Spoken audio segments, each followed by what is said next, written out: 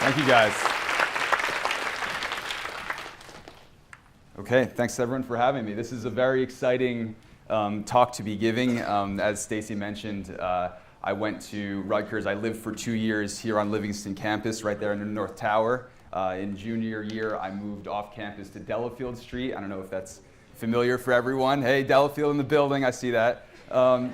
So what I want to do is give you guys a little bit of a sense of what I do for a living, why it's important to some of the clients that Clarion Research has in the marketplace, especially in media and entertainment, as far as what I work on, and then also give you a sense of what your career options might be once you get into the field, if you choose to pursue something along the lines of research, consumer insights, analytics, etc. Okay? So just a little bit of context before I jump in as far as who I am and kind of where I come from. That's me. That's actually my wife. I just got married in August. So that's us at some unnamed tailgate party at Rutgers football game. So a little bit about kind of where I come from. I sat in these seats about 10 years ago, not knowing what to do with myself and what I wanted to do for a living. And so hopefully I can kind of allow you guys to think about what that might mean for you in the fields that I kind of work in. So today my role is the head of media and entertainment research at Clarion. Clarion is a custom insights provider. I work specifically on behalf of media and entertainment brands as well as their partners. So it could be anything from the TV networks of the world to digital websites to influencer marketing agencies and media and advertising agencies as well. Our goal is to help them understand different things about their brands, their audiences, the content that they put out, and how they sell that content to advertisers. And it all comes down to insights. Okay? We help brands at the end of the day tell stories based on the insights that we glean from the research that we conduct. Okay? So what is an insight? I think is a pretty good place to start. A lot of the conversation in the research world and the consumer insights world, the data world, circles around insights. And so what I want to do first is to kind of ground us in what an insight is so then we can talk about how we get to that point. Okay? And the best way I can kind of describe that is by playing you guys a commercial. And I think this is a pretty good indication of a piece of advertising or a piece of content that derived at its heart from a lot of different research that the brands and their ad agency partners conducted to get here. Okay, so let's see if we can play this video.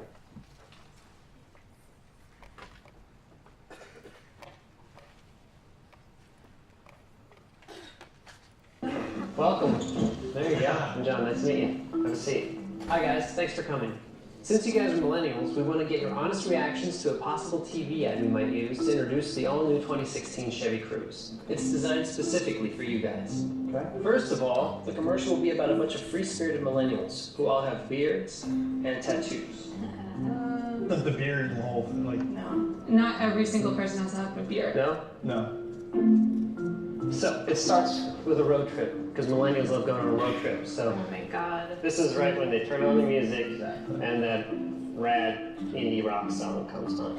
Cheesy. They see an open field, you gotta dance. It's a little weird. That's not what you did? Absolutely not. So you wouldn't say this image is on fleek. Man, this is tripping me out. Noted. Okay. You also like jumping in lakes. Why? This is a typical day in the life of a millennial. It's not real life. Not everybody has tattoos, not everybody's pierced, not everybody has a beard. Like, What about sparklers? I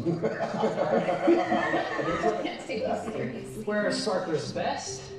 At an impromptu beach party. No. No? no. No? Never. How are you not doing this every day all day long? I work like 6 days a week. Y'all gotta go to work at some point. Is this what everyone thinks of our generation? Right? Do you find it insulting? I don't have tattoos everywhere. I don't play sparklers. Like, it's just not really me at all. It's making us all look the same, and we're all unique individuals. I have to take off my tattoos now. A little too cliche as I sit here with the beard and tattoos. The commercial ends with an epic millennial breakdance party in a gritty inner city alley. That's a terrible ad. They're having fun, James. Isn't that a thing? No, I wouldn't say that. Why not? It's offensive. It's a little contrived to me. Oh, what does this have to do with the car? The car should be the star, not about the people inside the car. What's the price? What are the options? What are the features? So what you're saying is you don't want us to build an ad that appeals to you. You want us to build a car that appeals to you. Yeah, totally. Wanna check it out? This is the all-new 2016 Chevy Cruze. Oh, I like it. The Cruze lets you easily connect your iPhone and access your music, select apps, maps, and more with Apple CarPlay compatibility. That's awesome. It also has available built-in 4G LTE Wi-Fi. What doesn't this car have? And the Cruze offers up to an EPA estimated 42 miles per gallon highway. That's incredible. Would you say this car fits your lifestyle? 100%. I think this car is dope. So what's the commercial? Okay, so let's do this. I want to talk about how this ad got made. Let's start there. Well, let's go back to this. Okay, I want to talk a lot about this. So here's the thing. Chevy and Chevy's ad agency come together and they say, we have a car called the Chevy Cruze, we want to market it and we want to sell it to young people, millennials, right? Everyone's talking about this term millennials. I don't know what a millennial is. I think we're all millennials, but I don't really know for sure. Everyone has a different definition of it. It's kind of weird. So they come together and they say, okay, I want to build a ad campaign, a media campaign, talking about the Chevy Cruze through the lens of what we think millennials might like. Okay, and we see commercials like this all of the time, sparklers, dance parties, etc. There are a lot of research studies out there that try to get at what millennials respond to from a messaging perspective. So if you include certain aesthetics or elements of an ad, millennials, us, we're gonna like it. Okay, great. So we need to first think that they're super independent, they're going on road trips, they love sparklers, they have parties, they like to dance, et cetera, et cetera. But the key here is that we've heard all of these messages over and over and over, right? How many times have we seen commercials with something that was featured and sort of made fun of by the Chevy spot? But how many times have we seen messages from brands that speak to us, try to speak to us in this way? And it doesn't work because it's getting old. And so what Chevy's doing is sort of playing and making fun of that in the context of this ad. So they're saying that, guys, we understand that brands hit you over the head with these types of messages to try to make you buy their products, but in reality, we're just gonna speak to you as you and let the product do the talking. And so that's the power of this ad.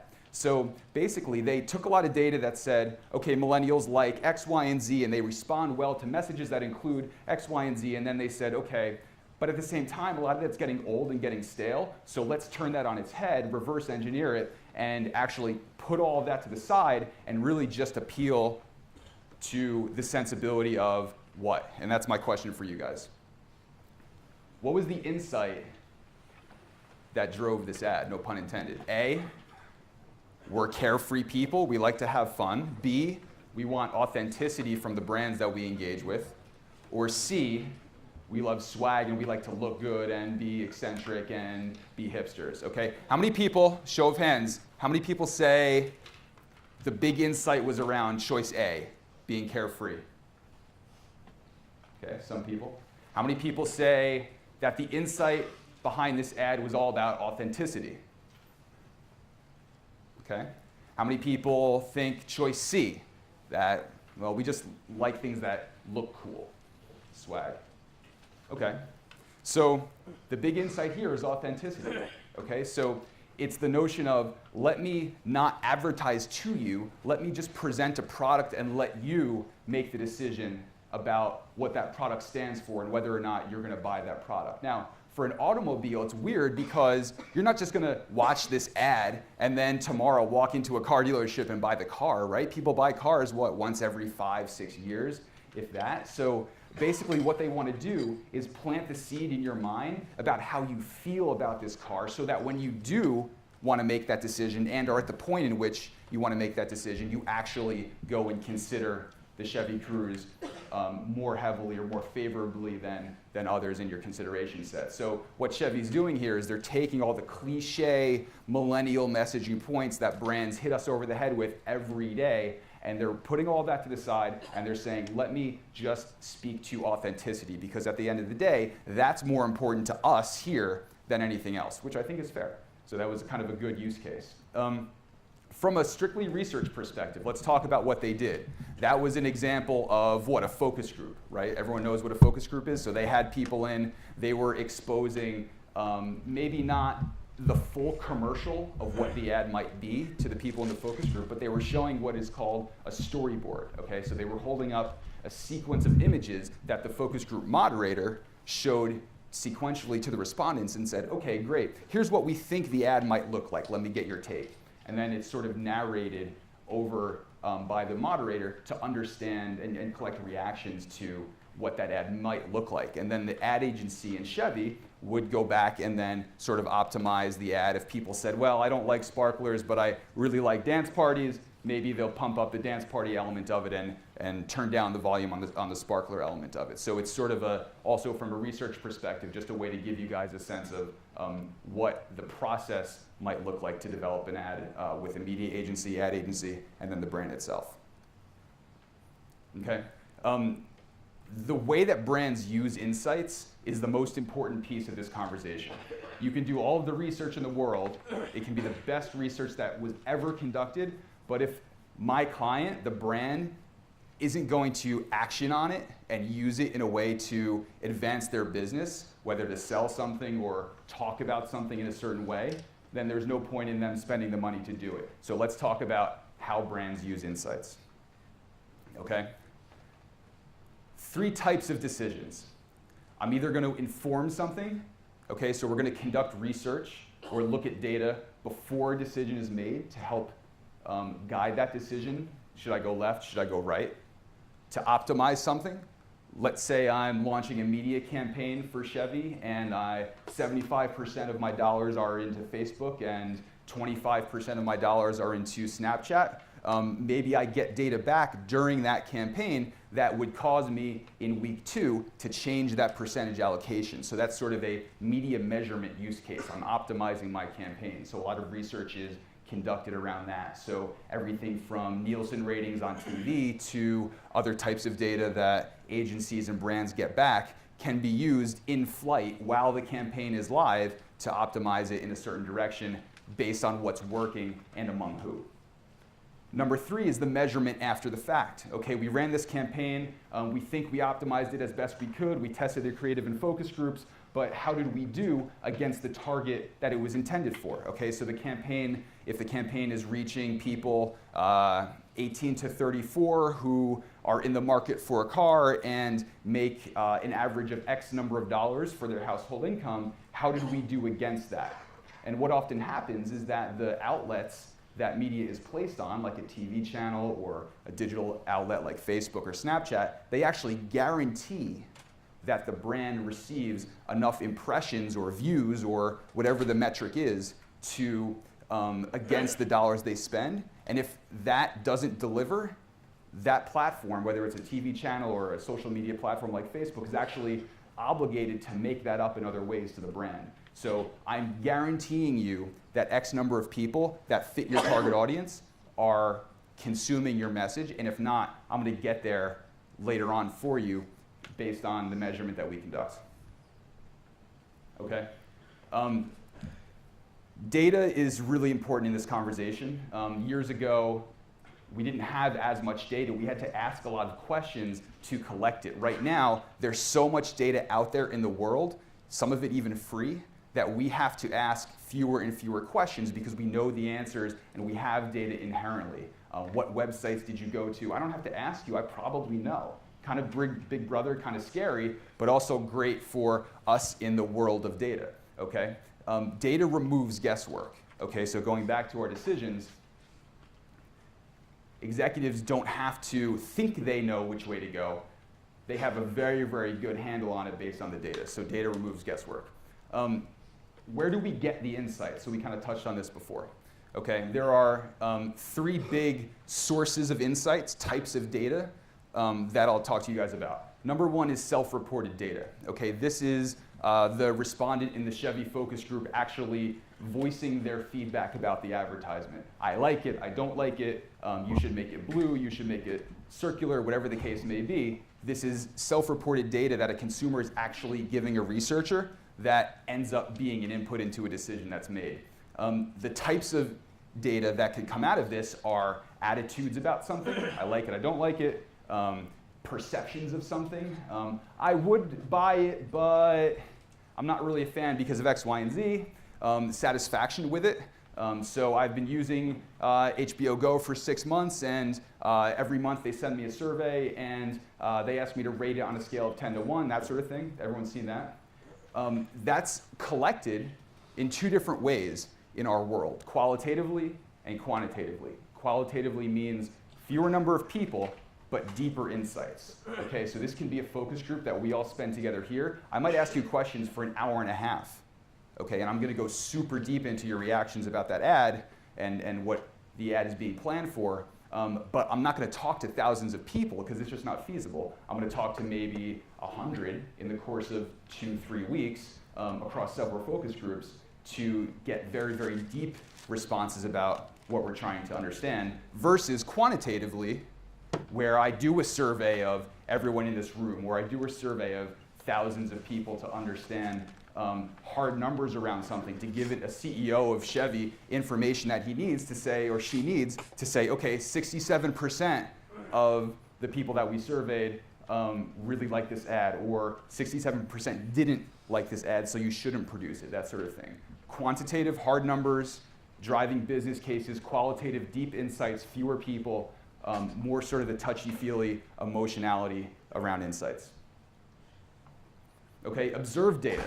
This is what I meant earlier about data being everywhere and being ubiquitous in the world. We now need to ask fewer questions to get the data that we need on a daily basis, okay?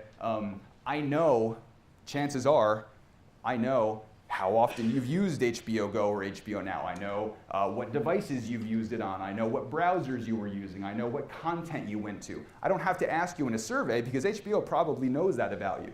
Okay, so this is all behavioral or usage data, okay? Social media data.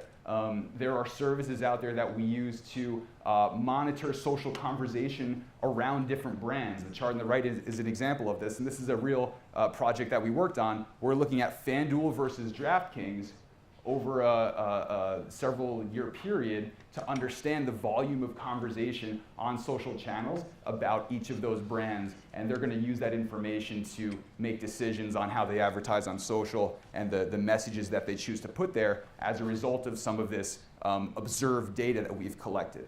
Okay? Ethnographic data. Ethnographies are a way to passively observe a consumer in their day-to-day lives. So if your first class is at 810 on Douglas, me as the researcher, I'm going to follow you there and understand how you got there. Did you take the bus? Did you Uber? What you did while you were in lecture. Were you on your phone the whole time? Were you taking notes? Whatever the case may be. And so I'm basically passively observing you in your day-to-day life to understand more about the objectives for my study. Okay, purchase data. If I'm Apple, I know what apps you've downloaded, which ones were free, which ones you paid for, and I can probably get a sense of your likelihood to purchase an app that was $20 versus your likelihood to purchase an app that was only 99 cents, and they use that accordingly. Media measurement. This is Nielsen ratings. This is ComScore data. So the currency by which the price of an ad on CBS or the price of an ad on NBC is determined, and how much that it's charged to media agencies and brands to run. So for the Super Bowl, if you had to spend $5 million just for one 30-second ad, that's how we get there, is through the measurement of the viewership of that spot that the ad's in drives the price. Derived data is the third category. Derived data is not self-reported, it's not observed, but it's sort of calculated.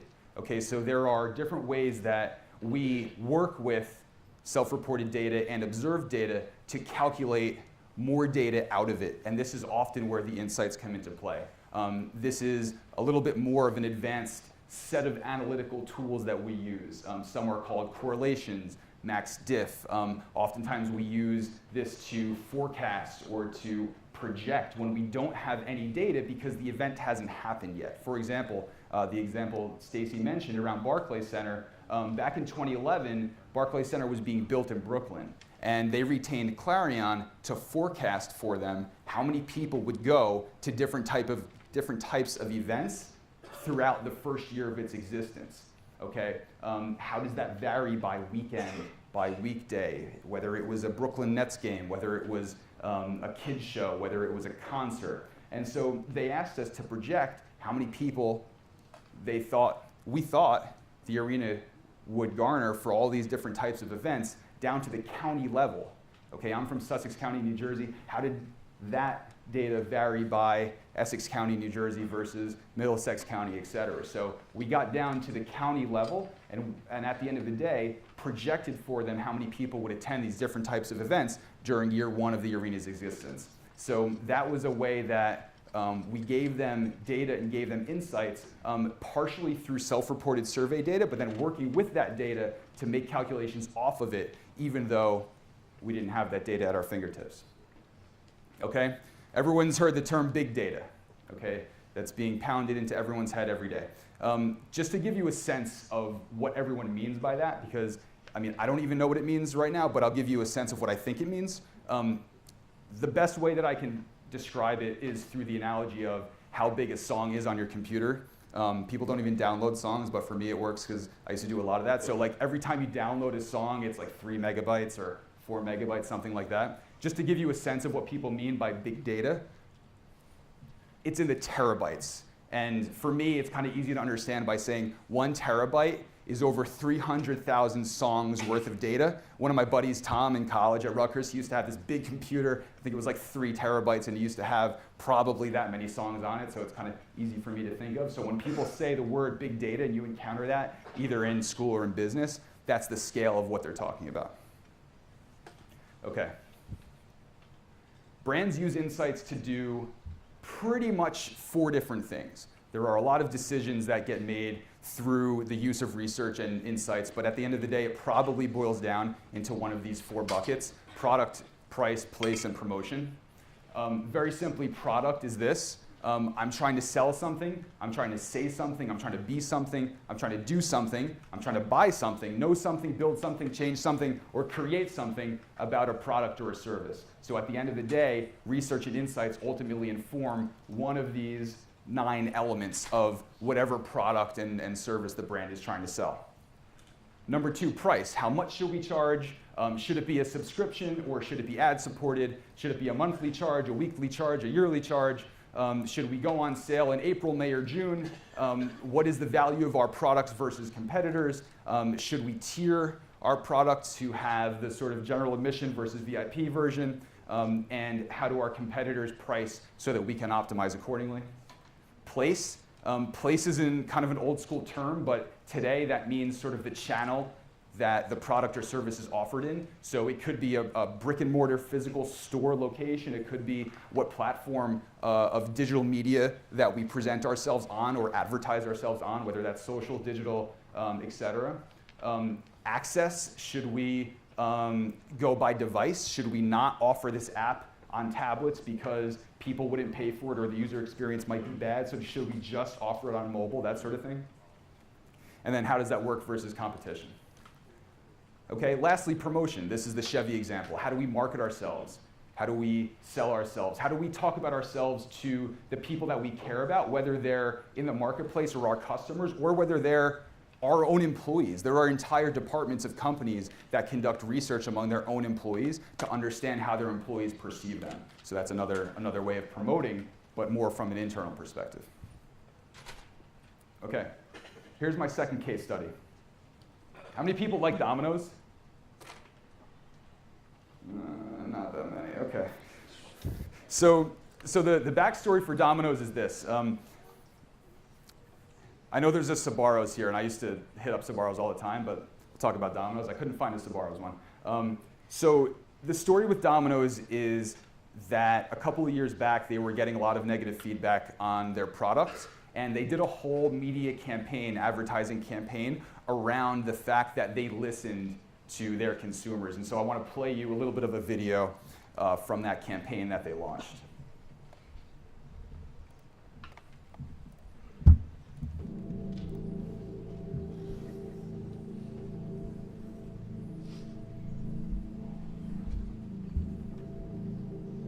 There comes a time when you know you've got to make a change.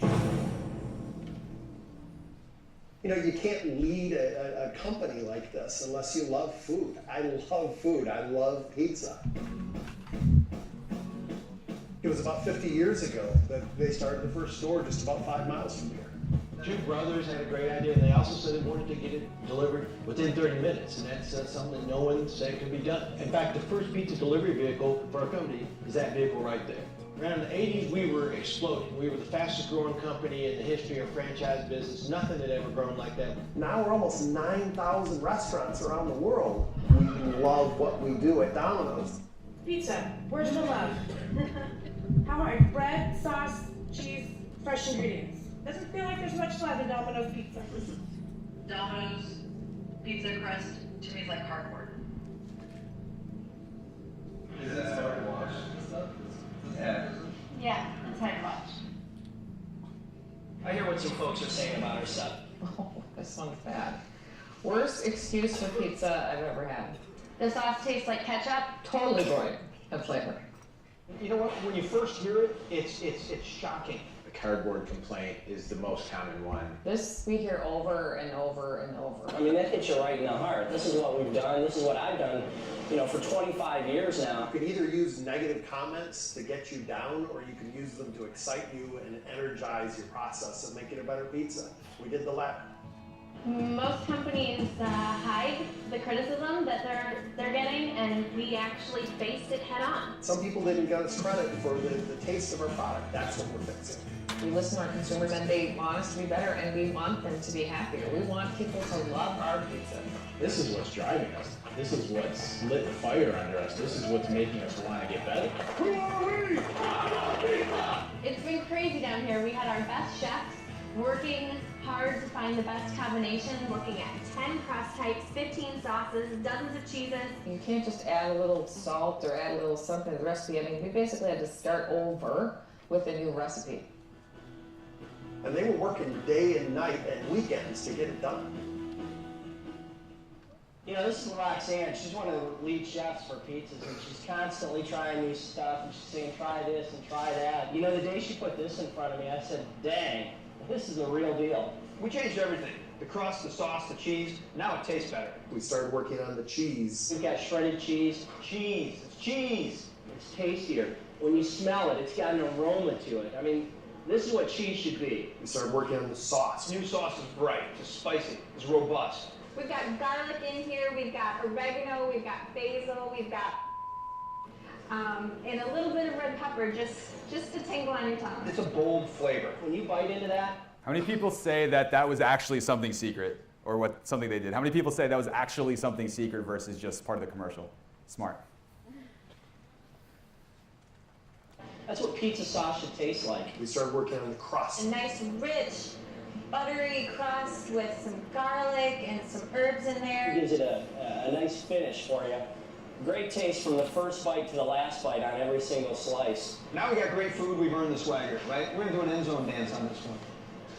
I can't wait to have people try it. And it's not even about being right, it's about us having great food. No, it's about us being right. And you know, I can't wait for Adrian to try our new pizza.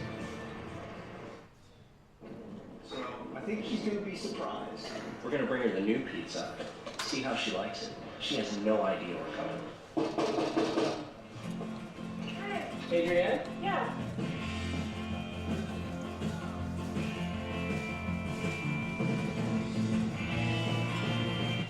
Okay, so you guys get the gist.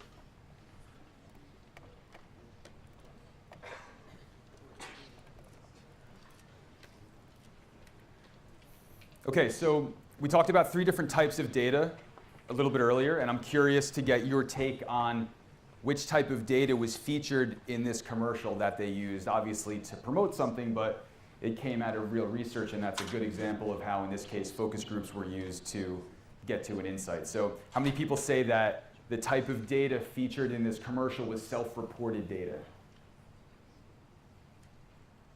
Okay. How many people say that this was observed data? How many people say that this was derived data? Okay. So a little bit of a trick question, but I think for the most part, what was happening here was self-reported data. So they were listening to people actually verbally give comments about their experiences with Domino's Pizza. Okay, the crust was like cardboard, etc. I would never say that about Sbarro's. Okay, let's keep it moving. I have 2 other sections to go on, and I'll cover them relatively quickly, and then we can do Q&A. But I'm interested in just kind of explaining the different aspects of marketing that insights ultimately inform.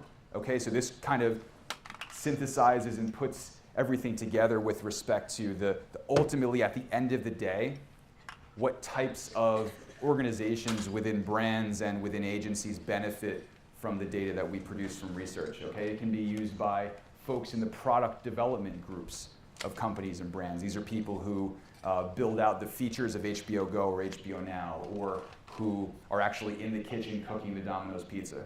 Okay, they can be used by the marketing folks, marketing as sort of a precursor to advertising. So what should our message be based on the feedback we collected, and how should we disseminate that message to the people that we care about? And for that matter, who should we care about?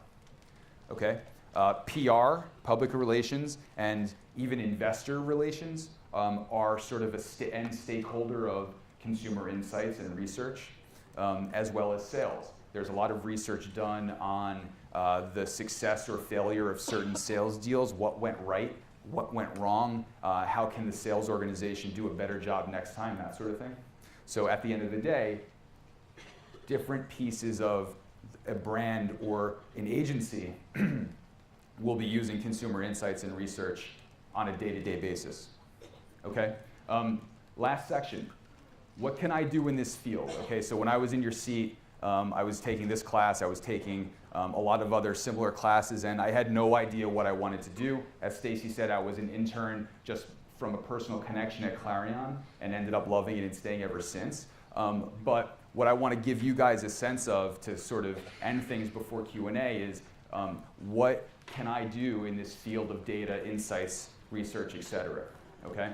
And here's an example of what you could do. Okay, qualitative research. We said that this was sort of a form of research that is based on focus groups and very deep conversations with consumers. And I'll give you a little bit of a sense of what that looks like.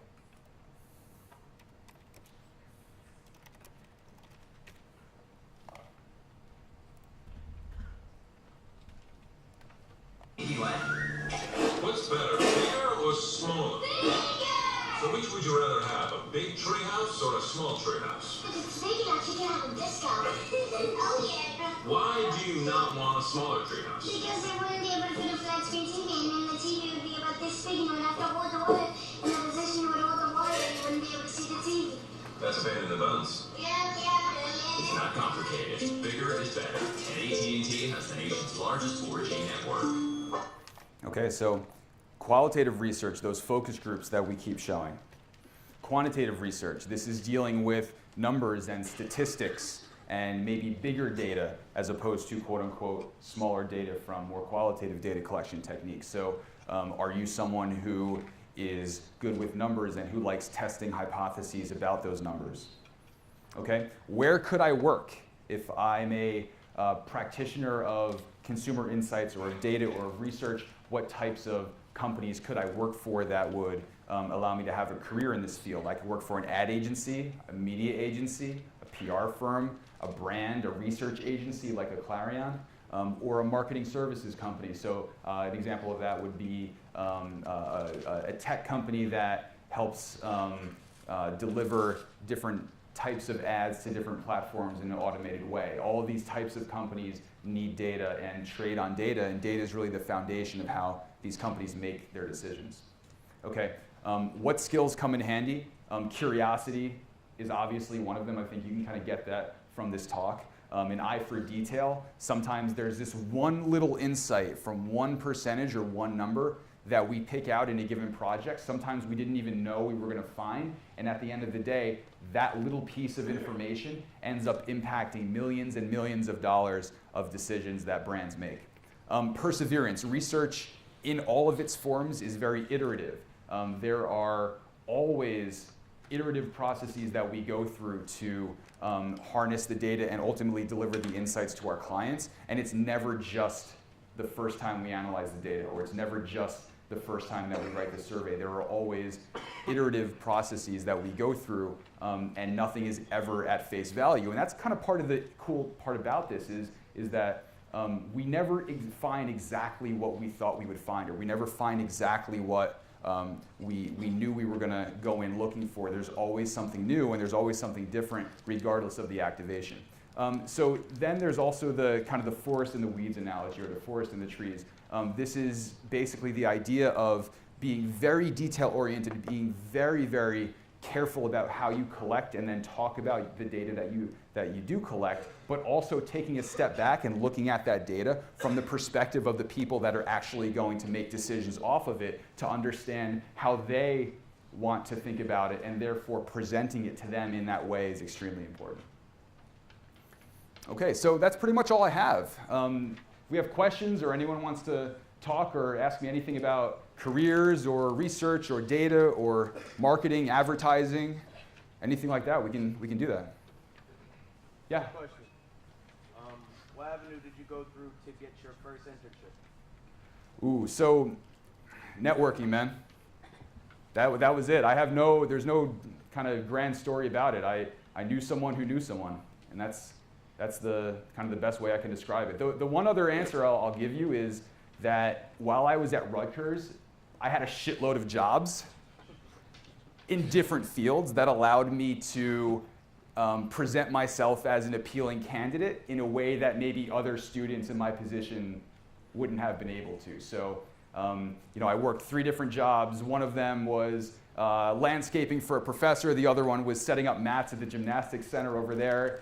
And the list goes on and on and on. And so I was able to pull things out of those jobs that made myself relevant to a potential employer. And I think that is really important. Regardless of the job, it doesn't matter what the job is. But when you present yourself to a potential employer, either for a job or for an internship, draw from the experiences that you do have in a way that makes you marketable or relevant to them, regardless of what the job is. It doesn't matter what the job is. It's how you undertake that job and who you are as a person. Communicating that to the potential employer or the internship person is, I think, really, really important. Anything else? Yes? Yeah, 100%. So I was a communications major. And as you can tell, I hate talking. So that's really something that helped me, especially with some of the qualitative pieces of what we do as researchers. I can have a focus group with a set of 8 different rocks or trees. It doesn't even have to be people. And I can have a conversation and ask questions. And I think even more importantly than that, be relatable to who it is that you're talking to, regardless of the degree to which you share experiences with them, or you think, oh man, this is, I'm going into a focus group and it's about an ad for a drug that only targets people 50 years or older. Great, I'm only 32. How am I going to relate to these people? That's not the way to go. The way to go is finding dots to connect with whichever audience you're speaking with in a way that allows you to make them feel comfortable and also allows you to do your job and collect the insights appropriately. So to your point, the communications degree, I think, allows me to do that pretty well. Yes? Mm-hmm.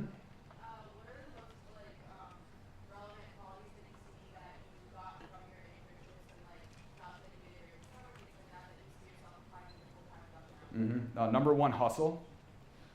It's really easy to fall back on how smart you are or how talented you are and use that as an excuse to not work hard. It's easier for an employer to pick you out from 400 people in this room based on the work ethic that you have and the hustle that you put in. When they notice you for that, they'll then look at the quality of what you do.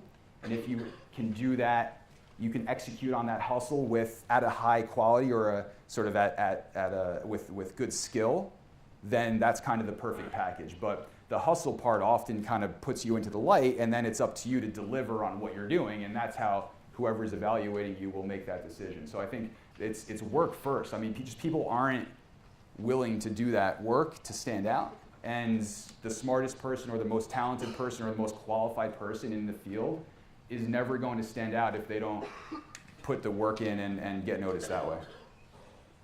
Yes? For me, I am a human resource major and marketing major. Awesome, love it. So will that help a lot if I know a lot about programming, modeling, and data mining? 100%. So data science is probably the hottest occupation in the world that I live in and work in. Data science is, for a lot of reasons, a very compelling field for employers. Employers themselves don't know a lot about data science. They will lean on you, even as someone who's initially entering the field, a little bit more than they would lean on someone whose practice is in something more established. So anytime you're in a field that is very new and that is very dynamic and changing every day, you automatically have a piece of leverage in the job marketplace because of the fact that you have something that someone on the receiving side of that employer, the executives at that company, they don't know anything about it. So very, very good choice.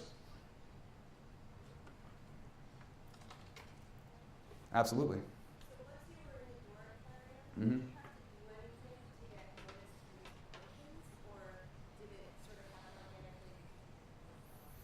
I think it was a combination of both. I think it started with asking the right questions. That was something that was some feedback that was given to me early on.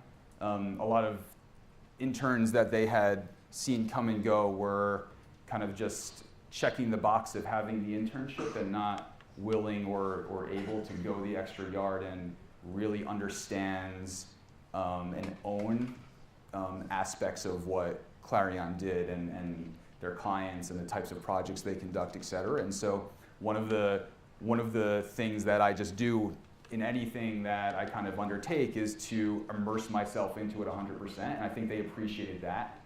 And I think that got noticed, as well as just the work. I mean, I think, and it doesn't just mean staying later than the other intern at the company. It means working smarter as well. So if you find something or if you pick out a piece of information that will be appealing, and you take the risk of knocking on the CEO's door and bringing that piece of information to that person, even if it's not a win, I think you'll still get noticed as well. So that's another thing. Don't be afraid to take risks. Other questions? Yes.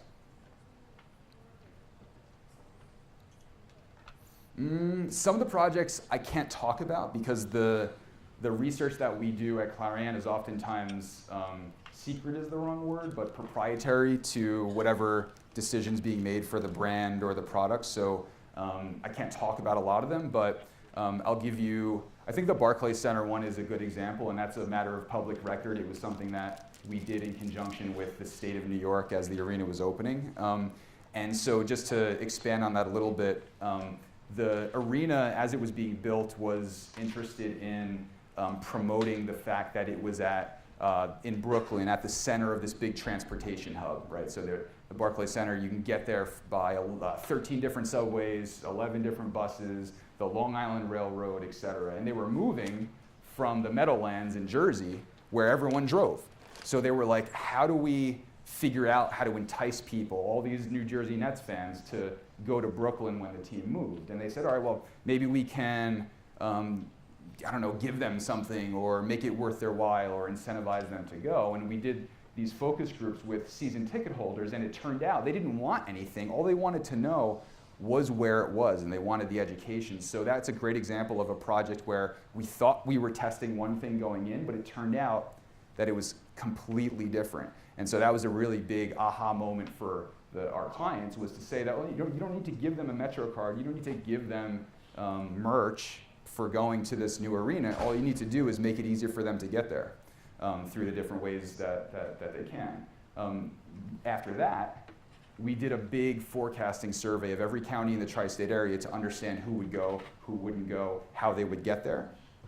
And then after the arena opened, we collected over 6,000 surveys in person with fans at the arena to validate our projections of who we thought would go there, and we came very, very close, which is amazing for the project. And so that was a very rewarding thing to test out something and tell your client that, hey, we think this number of people are going to go to these different types of events. And then when we actually tested that out, when the arena opened, we came pretty close to what we projected early on. And so that was amazing to see the work that we did pay off through that sort of validation process. Yes?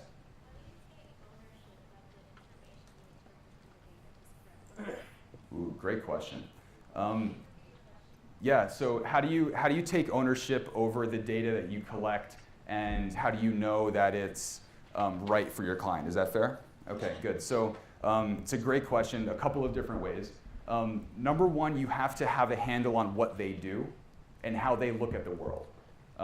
That is something that Clarion does very well because of how we're organized. So I almost exclusively work for clients in media and entertainment. So inherently, over the years, I've built up a knowledge base of how they work and how they operate in the marketplace.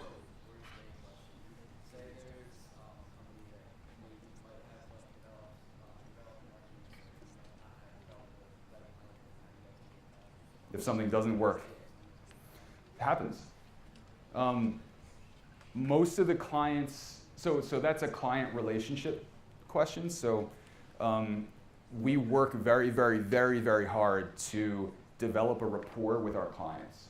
What does that mean? That means not just emailing them when something goes really, really right or when something goes really, really wrong. Maybe it's emailing them to say, hey, what's going on today? What can I help you with? Or can we have lunch? Let's talk. What are your kids doing? Let's hang out if you have some common interest with them, right? All of these things build a relationship. It's just like building any relationship at school, same thing. Once you have that established, the losses don't hit them as hard as the losses would have if you hadn't developed that rapport, because the reason why that is that they understand that you're doing good work, that you're smart, you work hard, and you have the formula that would make them feel comfortable paying your company a lot of money to do this stuff. And so once you have that long-standing relationship, the losses don't go over as hard. And so that's why it's so important to build relationships with people. Relationships are the currency of business. Not money, not projects, not jobs. Relationships are the currency of business. And if you keep that sort of ethos with you in the workplace, and you develop that with the people that who are either your customers, your clients, or even internally who are kind of deciding your future, right? And if you have relationships that make you feel comfortable with those people, then the losses aren't going to hit them as hard. And if you don't, they'll hit hard. It's reality.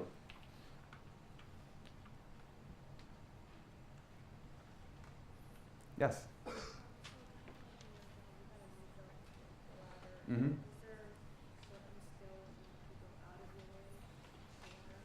Absolutely. I'll talk about two different things that I did not do very well, that I learned to do okay enough. Still not great at them, but two things were this.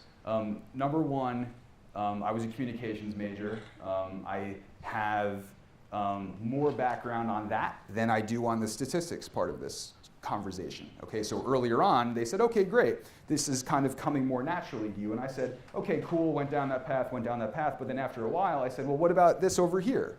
Right? And we're doing so much work in that other space with the more statistics-oriented stuff that I want to diversify myself so that I become more valuable to the company. And so I knocked on someone's door and I made that statement, and I was fortunate to be in a place where they allowed me to build myself up in that area as well. I'm into basketball, so it's like dribbling with your offhand, like the hand that you're not as comfortable with. I kind of learned how to dribble with my left hand a little bit and got dangerous enough in that space, and that was kind of a very practical example. The less practical example is having hard conversations. So what does that mean in the work environment is that I used to be hesitant to sit someone down and tell them they were doing something wrong, or hesitant to tell a client no. And that's just kind of who I am inherently, right? I want everything to go right. But at the same time, in business, you have to be able to do uncomfortable things and have uncomfortable conversations for the good of the project, your company, your client, right? And so that was something that I learned over time that didn't come very naturally to me, but that I kind of learned to do. And I got okay enough at, still not great at it, but it's something that I learned to do just enough to be sort of dangerous in that space as well. Good question. Who else raised their hand? Someone else? Do you have a question? Like why the bigger insight on Derived with Clarence case for others?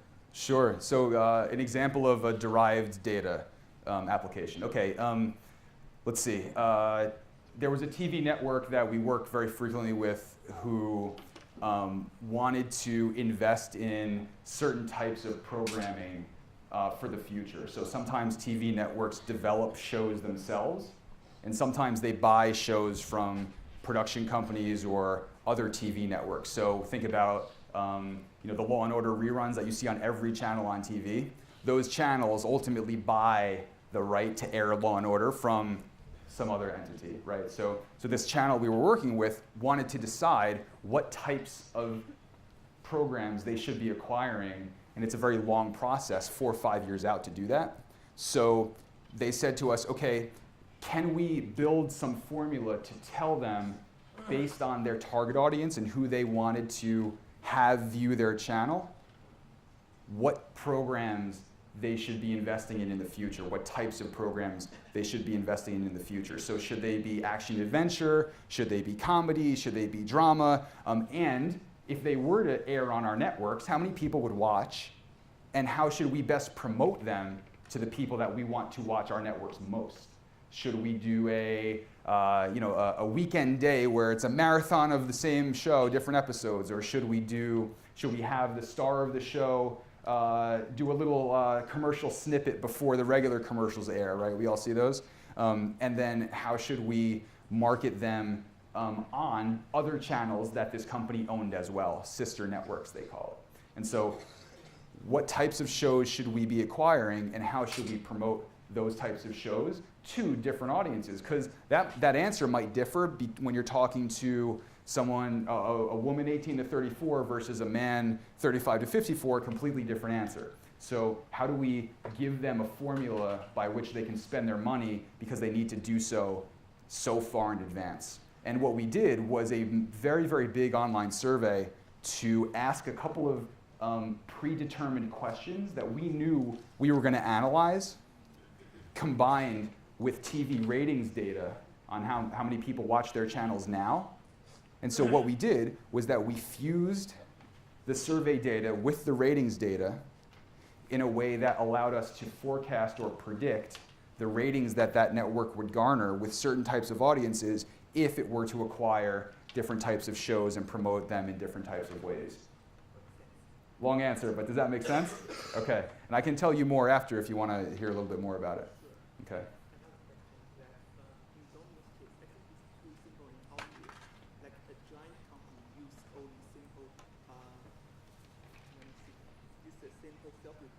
Yes. That's right. So what else did they do? So the question is, in the Dominos example, would they make such a big change to their business just off of a couple focus groups, I think is the question. So that's probably what you saw in the commercial because video plays well. But what you probably didn't see is a lot of other research that they undertook behind the scenes that might not have been as easily expressed visually in the commercials. So because the focus groups tend to make a big impact when you see someone kind of dissing your product right on the screen, whereas numbers from a survey might not have that impact if they show it in a commercial. So I don't know for a fact. I didn't work on that project personally, but what I would bet is that a lot of other research went into it besides just those two focus groups.